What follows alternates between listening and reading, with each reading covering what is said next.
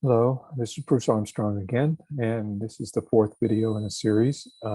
This is the part where we have created the um, underlying music from our MuseScore app, and we were able to send that to someone that's going to record their vocal video. So this is the part where sometimes it's a communication between the collaborators and the coordinator is quite interesting. So the first thing we've got to do here is you have to determine the recording setup. When the music is sent out to people in the collaboration effort, each person is going to have to determine how they're going to record things.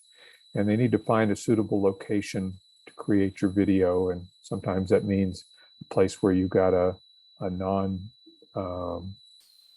you don't have a large light behind you, like an open window during the daytime, or possibly a confusing screen behind you. You may want to have a wall that's a little bit nondescript, or maybe even a blank wall if you can get it. So the first thing you got to do is find your place and determine your recording setup. Now, that recording setup is going to consist of likely, and this is my recommendation, is that you're going to have a mobile device here, cell phone, an Android, Apple, iPhone, or whatever the case may be, some sort of a mobile phone that you can plug into or use earphones, earbuds, Bluetooth earbuds, whatever you want. So that's going to be the piece that you're going to listen to the file that was sent to you, the MP3 or the WAV file that was sent to you. That's the one where you're going to hear the basic track that you're going to get for doing it. So that's one side of the thing. Then over here on the other, you're going to have some sort of a device, and typically someone's going to have a laptop or a tablet type thing, or an iPad, or some, even another mobile device is a possibility as well that has a camera on it, something that you can take a selfie if you want your front facing camera to be active. And you need to check this out first. You need to figure out if you've got the capability. Some people have a computer, a desktop computer that has no camera, and that's not going to work. I put in here an optional external microphone. We'll get into some of the options that you may want to use to actually record your vocal. But that's kind of the setup you're going to use. You're going to use one to listen to. That's this piece over here with your mobile device and your earphones or earbuds, and the part that you're going to record to, which is your laptop. So that's the first part. Then we start doing it. So we put the earphones or earbuds and play the part you'll be singing along with.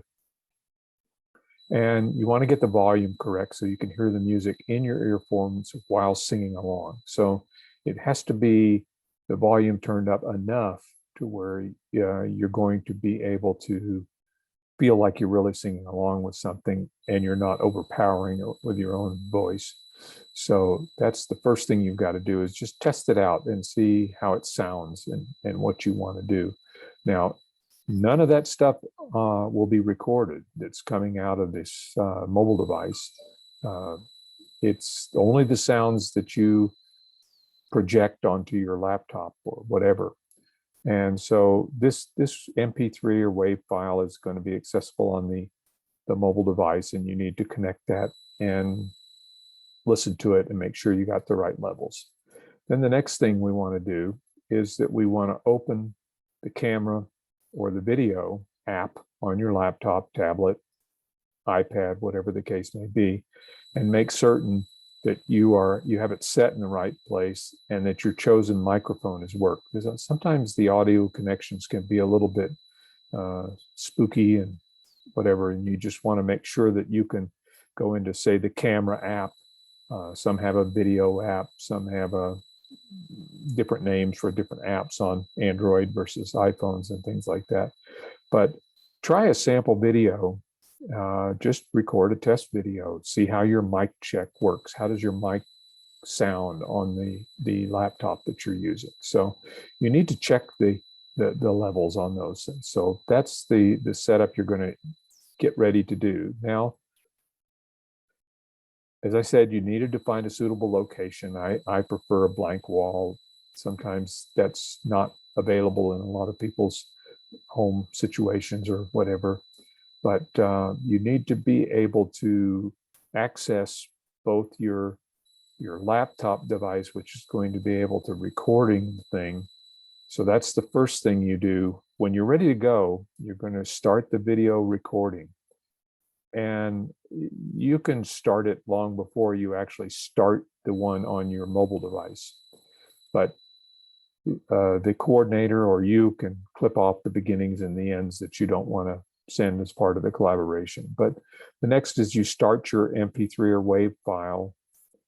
And then when you're ready, when your time comes in, the music says to come in, you use it then and sing along.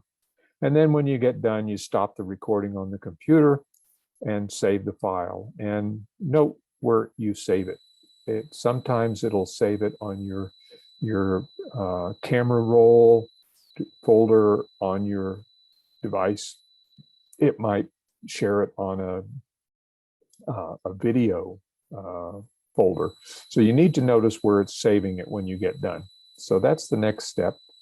Then once you're done, now, then we'll get to the next step in a minute, but that's the end part of recording your video. And I wanted to give you some advanced tips that I've discovered over my years of doing this.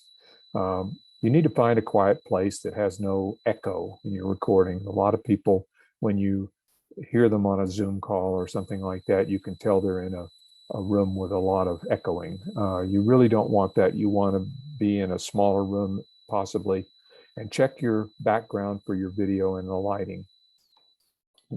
Sometimes an open window behind you can make your own face look very dark. So you want to avoid that.